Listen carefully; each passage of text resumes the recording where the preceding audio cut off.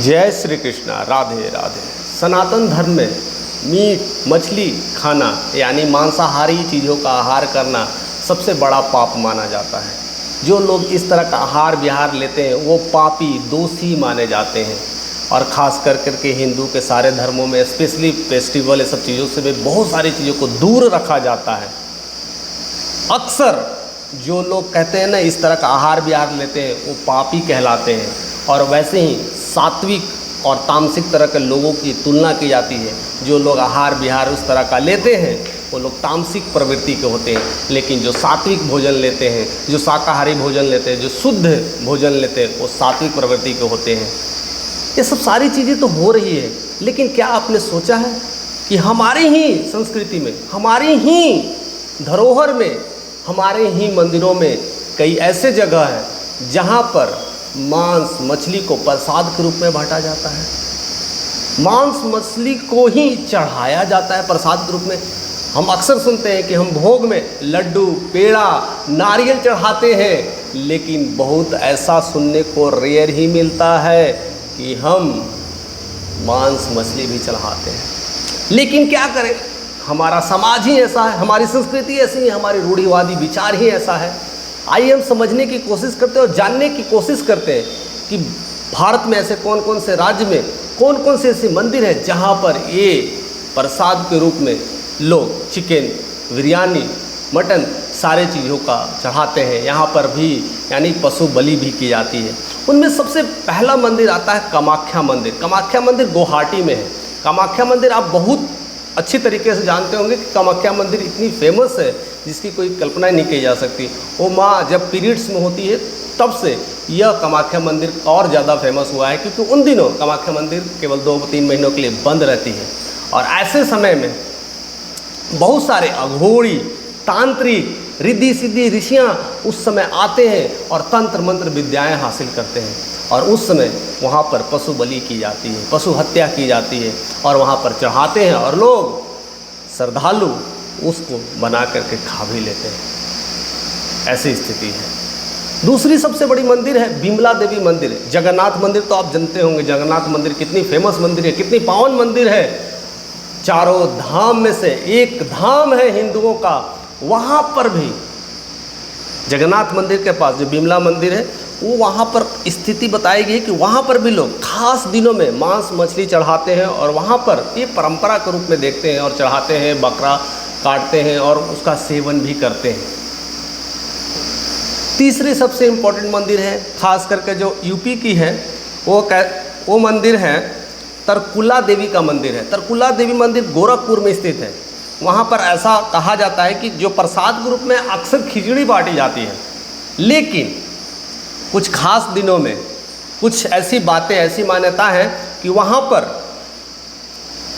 भी हम बलि करते हैं और चढ़ावा करते हैं। ऐसा मानना है कि लोग कुछ तरह के ऐसे लोग थे, कोई ऐसे विचारक थे या वैसे लोग थे वहाँ का रहने वाले। वो जब देश हमारा गुलाम था तब वो क्या करते थे, अंग्रेज़ों को गला काट कर करके उसको चढ़ावा चढ़ा देते थे, वहाँ पर मंदिरों में चढ़ावा चढ़ा देते थे। ऐसी स्थितियाँ थी।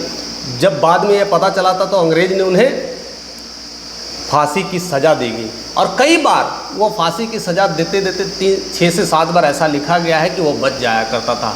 खुद ही वो इंसान अपने आप को कहा कि माँ मैं तेरे चरणों में आना चाहता हूँ, और तब उसकी 8वीं बार जब फांसी की सज़ा में हुई थी तब वह खुद अर्पित हो गया था, तब उसकी जान गई थी। इसलिए यह मंदिर काफ़ी फेमस है। लोग अक्सर वो श्रद्धा रखते हैं, विश्वास रखते हैं कि वहाँ पर जो मन्नतें करते हैं, इस तरह से बलि करते हैं, इस तरह से बकरे का दान करते हैं, पशु बलि करते हैं, तो वहाँ पर सारी मुरादें पूरी हो जाती हैं। इसलिए लोग वहाँ पर इस परंपरा को ढो रहे हैं।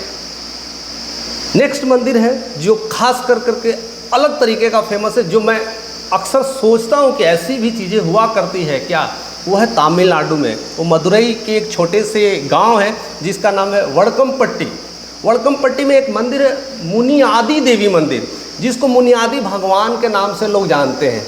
और वहाँ पर 1973 से लेकर के अभी तक ये परंपरा चली आ रही है बिरयानी बनाने की। लोग बिरयानी बना के खुद खाते हैं और प्रसाद के रूप में मनाते हैं। और सबसे बड़ी बात है वहाँ 3 दिवसीय शिविर लगता है।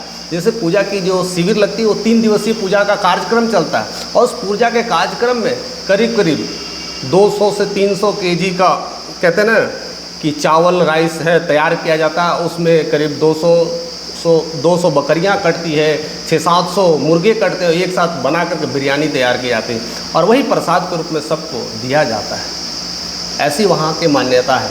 और ऐसा करने से कहा जाता है कि बुनियादी जो भगवान है वो प्रसन्न होते हैं और खुश होते हैं और इंसान की मनोकामना पूर्ण हो जाती है। इसलिए वो परंपरा आज भी ढोया जा रहा है और आज भी लोग उससे जुड़े हैं। और सबसे फेमस है जो आप एक मंदिर को आप भूल नहीं सकते, जब भी आप कोलकाता जाइएगा तो वहाँ पर काली घाट के नाम से फेमस मंदिर है, जिसको काली मंदिर भी कहा जाता है। जो कहते हैं ना हमारी जो शक्तिपीठ है, 52 शक्तिपीठ है, उनमें से एक ऐसी मंदिर है।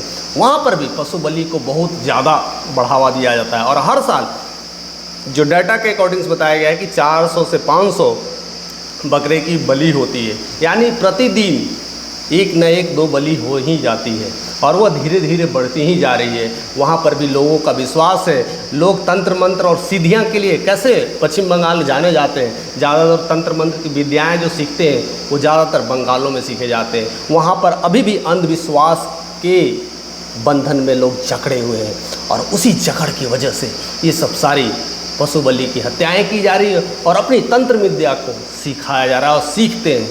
और एक और जो मंदिर है जो मैं बताना चाहूँगा खास करके झारखंड में है। झारखंड में रजरप्पा एक जगह है, वहाँ पर ये मंदिर बड़ा फेमस है। वो काली देवी के मंदिर है। जब भी आप घर में कोई नया उपकरण लेते हैं, उपकरण से मैंने कोई महंगी चीज़ें लेते हैं, आप गाड़ी लेते हैं या आप 2 व्हीलर्स लेते हैं, 4 व्हीलर्स लेते हैं, तब गाड़ी की सुरक्षा के लिए यानी विश्वकर्मा भगवान को प्रसन्न करने के लिए हमारी गाड़ी खराब ना हो, इसलिए वहाँ लोग बलि का बकरा यानी बकरे को बलि करते हैं। और वहाँ पर बलि करने के बाद उस मुंडी को कहते ना उसको मुंड को चढ़ा देते हैं और पूरा जो शरीर है उसको लोग खुद भक्षण करते हैं, खाते पीते हैं और पार्टी करते हैं और तब आते हैं। ऐसा परंपरा है।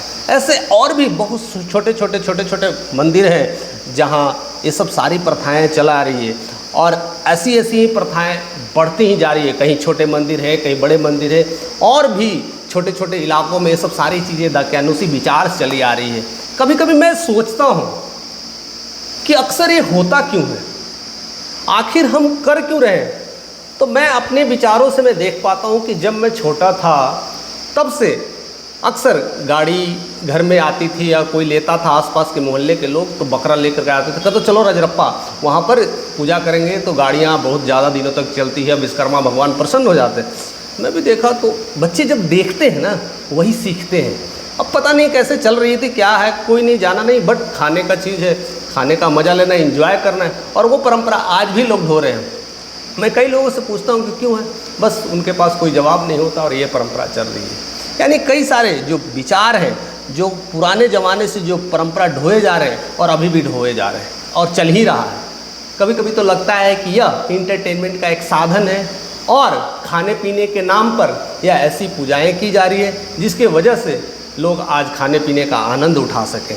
तो इससे हमें बचना चाहिए। और कहीं ऐसे धर्म ग्रंथों में बातें नहीं की गई है कि आप खाइए पीजिएगा तो आपके घर में बहुत सारे उन्नति होगी, प्रगति होगी और बहुत सारे जो अधूरे काम हैं वो पूरे हो जाते हैं। हिंदू धर्म में अक्सर होली का पर्व होता है। होली के पर्व में जब विजयादशमी का पर्व मनाया जाता है तो उस दिन भी बकरे की पूजा की जाती है, यानी उसके पूजा करके उसको मुंडन की जाती है और उसको बलि की जाती है और लोग उसको भक्षण भी करते हैं। वही घर वाले लोग सब खाते पीते हैं।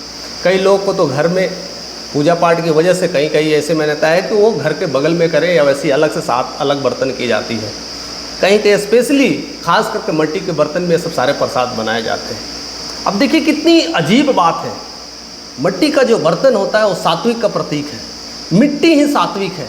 अब उसमें हम शुद्ध शाकाहारी भोजन पकाना चाहिए था, सात्विक भोजन पकाना चाहिए था, लेकिन हम कैसा कर रहे हैं, मांस पका रहे हैं।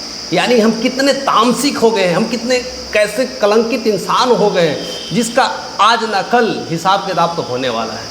जैसा कि स्कंद पुराण में, बरहा पुराण में साफ साफ लिखा है, मांस मछली खाना वर्जित है। अगर जो लोग मांस मछली खाएंगे तो इसी जन्म में ही उनका कुछ न कुछ होने वाला है, यानी समस्याएं होने वाली है। आपके मृत्यु से पहले आपकी बहुत सारी बीमारियों से ग्रसित होने वाले हैं, और मरने से पहले ही आप घुट घुट के मरेंगे, यानी बीमारियों से मरेंगे, तड़पेंगे, परेशान होंगे। किसी को गैस से प्रॉब्लम होगा, किसी को दर्द से प्रॉब्लम होगा, अरे कई सारी असहनीय पेन होने वाला है दोस्त, जिसको हमें ध्यान देने की ज़रूरत है। और यहाँ तक कि अथर्व वेद में भी मांस मछली का विरोध किया गया है।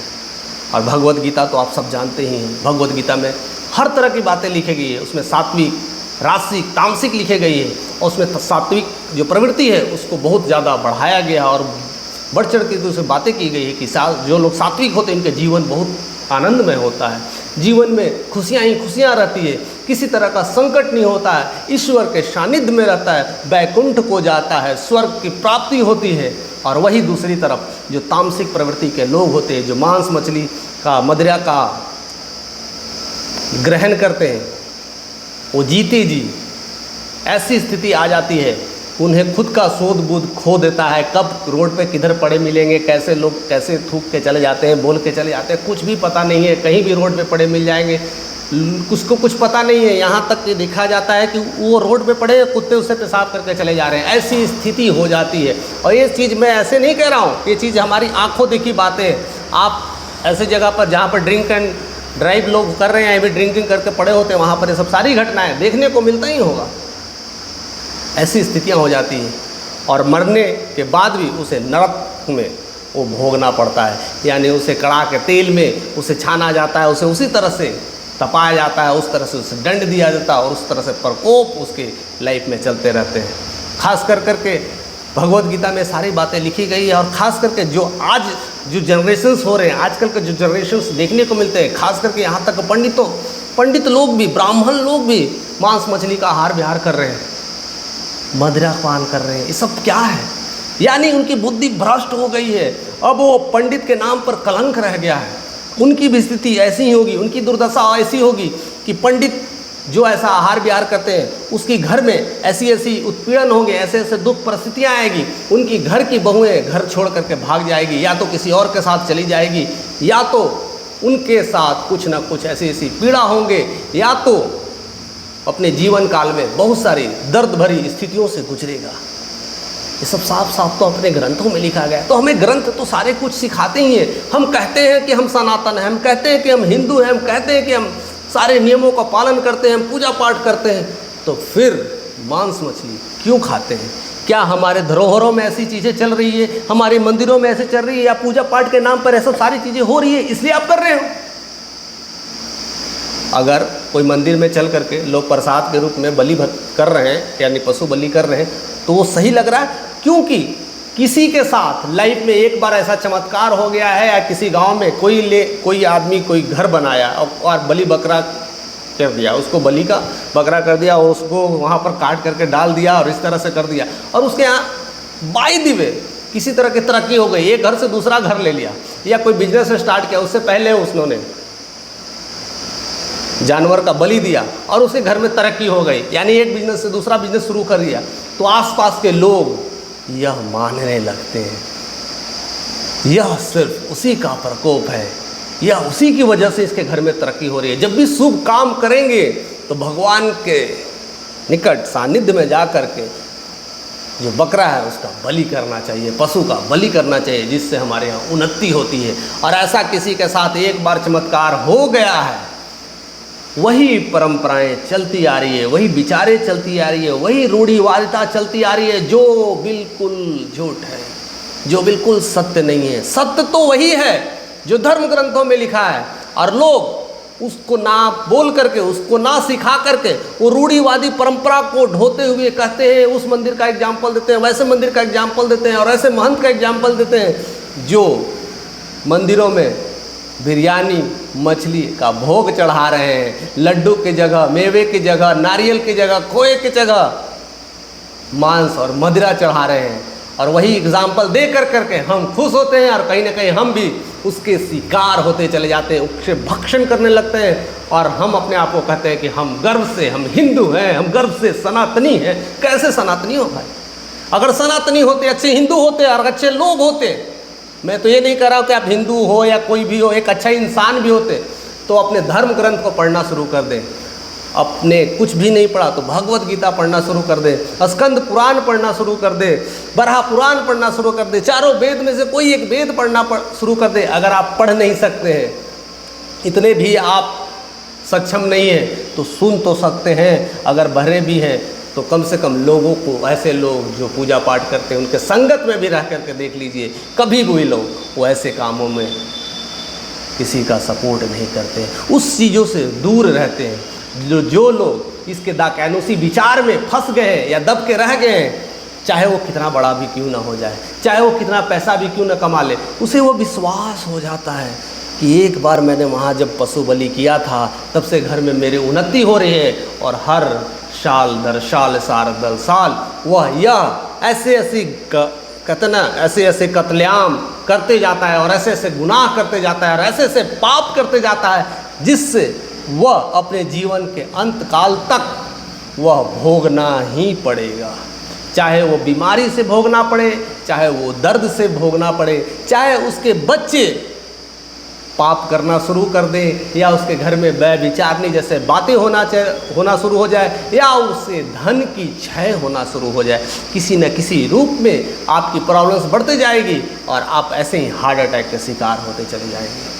तो अक्सर हमें ध्यान रखना चाहिए, अक्सर हमें ये चीज़ सोचना चाहिए कि ऐसे ऐसे मंदिरों में अगर ये चीज़ें परंपरा चल रही है तो उसके तथ्य को जाने।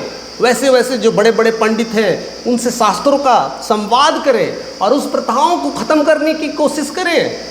अगर आप सनातन हैं तो ऐसे मंदिरों में चल रही है तो रियली में वैसे पंडितों से धर्मशास्त्र का संवाद करें, उससे बातें करें और लोगों तक पहुँचाएँ कि क्यों ऐसा हो रहा है, क्यों ऐसा चल रहा है। ऐसा भी लिखा गया था, जब मैं रामायण पढ़ रहा था तो उसमें बातें चल रही थी कि जब राम वनवास जा रहे थे तो उनको लेने के लिए भरत जी भी चले गए थे, खोजते खोजते खोजते, तो अपनी सेना के साथ ही चले गए थे, चतुरांगनी सेना के साथ चले गए थे वन में। अब वन में तो चले गए, वो तो ठहरे सात्विक, उनके चारों भाई राम लक्ष्मण भरत शत्रुघ्न सब सात्विक विचार के थे, सारे लोग उनके साथ सात्विक थे, उनके गुरु सब सात्विक थे, वो सब चले गए। लेकिन उनके साथ जो सेना थे वो सब कुछ खा लेते थे, यानी तामसिक प्रवृत्ति के थे, तो उनके लिए वैसा ही खाद्य पदार्थ तैयार किया गया। लेकिन उनका जीवन भी तो वैसे ही चला जाता है, कब मर कट करके चले जाते हैं कुछ पता भी तो नहीं चलता है। और वही देखिए राम लक्ष्मण भरत शत्रुघ्न वर्षों वर्षों तक, सदियों सदियों तक पूजे जाते हैं, याद किए जाते हैं, और उनको ही हम नाम लेते हैं कि ना कि उनकी चतुरांगनी सेना में कोई सूर्या कुमार था, कोई आलोक त्रिपाठी था, उसको कोई याद रखा है? उसे कौन याद रखता है? क्योंकि वो तामसिक प्रवृत्ति के थे, वो गलत चीज़ों को भक्षण करते थे और इस तरह से उनका जीवन नरक में ही चला जाता है। लेकिन असली मुद्दे की कोई बात ही नहीं करता, कोई धर्म की बात ही नहीं करता। अगर धर्म की बातें करना है तो ऐसे ऐसे धरोहरों में जहाँ पर मंदिर के नाम पर ये चढ़ावा चढ़ाए जा रहे हैं, जहाँ नारियल के नाम पे मांस मछली चढ़ाए जा रहे हैं, जहाँ पर लड्डू मेवे खोए बनने चाहिए थे, दूध बनने चाहिए थे, वहाँ का प्रसाद लगना चाहिए था, उसकी जगह पर मछली और बिरयानी चढ़ाए जा रहे हैं। वहाँ पर धर्म संवाद करने की ज़रूरत है। अगर आप हिंदू हैं, अगर आप सनातनी हैं, तो इस बातों को समझिए और ये सब वीडियोज़ को ज़्यादा से ज़्यादा लोगों तक शेयर करिए कि जो लोग बुद्धिजीवी हैं, जो अभी किसी न किसी माध्यम से हमारी ये बातें सुन पा रहे हैं, या किसी भी ग्रुप के हो या किसी भी मजहब के हो, अगर इस बात को सुन पा रहे हैं, स्पेशली जो हिंदू सनातनी कहते हैं, अपने आप को नॉलेज वाला पर्सन कहते हैं, वो इस धर्म संवाद पर टॉक करें और विचारों को रखें, और हम जैसे लोगों को कहते हैं ना, थोड़ी सी ज्ञान देने की कोशिश करें कि ऐसा क्यों हो रहा है, अगर होना चाहिए तो कितना तक यह सत्य है, अगर सत्य नहीं है तो ये सब सारी चीज़ों को धीरे धीरे बंद कर देना चाहिए। नहीं तो हम कहने वाले सनातन ही रह जाएंगे और कहने वाले हिंदू ही रह जाएंगे। तो हमें ऐसी चीज़ों से बचना चाहिए और अपने धर्म संवाद में इस तरह से डिस्कस करना चाहिए, और अपनी शिक्षा और रूढ़िवादी विचारों को तो कम करके और शिक्षा से उनको नई जागृति लाना चाहिए। इसलिए राजा राम मोहन जैसे, राय जैसे समाज सुधारक हुए थे, जिन्होंने ऐसे ऐसे रूढ़िवादी विचारों को ख़त्म किए, आर्य समाज के जैसे स्थापना किए। कई सारी जो चीज़ें थी जो समाज में अनहोनियाँ हो रही थी उसको बंद करने की कोशिश किए थे, सती प्रथा को बंद किए थे, क्योंकि वो लगा गलत है लेकिन पहले से लोग ढो रहे थे। किसी की लेडीज़ की अगर तुरंत शादी हो, उसके हस्बैंड को डेथ कर गया तो उसे आजीवन या तो ऐसे ही रहना पड़ता था या तो उसी लाश में, सैया में उसी को जान देना पड़ता था। ये कहाँ तक सत्य था? नहीं था ना। इसलिए सती प्रथा आया और उसको ख़त्म कर दिया गया। तो इसी तरह से मंदिरों में जो चढ़ावे चढ़ रहे हैं, जो मांस मछली और बिरयानी के नाम पर आज भी चढ़ावे चढ़ रहे हैं, और लोग नई नई गाड़ियाँ लेते हैं तो साथ में बकरा ले जा करके उसे बलि का बकरा बना देते हैं और काटते हैं और खा पी करके एंजॉय करते हैं। इस चीज़ों पर भी हमें ध्यान देना चाहिए, क्योंकि हम हिंदू हैं, हम सनातन हैं। तो ऐसे हमारे साथ बने रहिए और ज़्यादा से ज़्यादा लोगों तक आप इस मैसेज को पहुंचाइए, क्योंकि आप हिंदू हैं और सनातन हैं। अगर जितना पहुंचाइएगा, जितना लोग जानेंगे, तो हम ऐसे ही आगे बढ़ते जाएंगे, हमारा देश ऐसे ही सनातन की तरफ बढ़ते जाएगा। और हमारे चैनल के माध्यम से और भी जिस तरह का वीडियोस जानना है, किसी तरह के किसी मुद्दे पर भी जानना है, तो आप कमेंट करना ना भूलें और शेयर साथ साथ भी करना ना भूलें। हम ऐसे ही आपके साथ लगे रहेंगे और ऐसे ही आपके साथ बने रहेंगे। ऐसे ही बने रहने के लिए और प्यार देने के लिए आपका तहे दिल से शुक्रिया। जय श्री कृष्ण।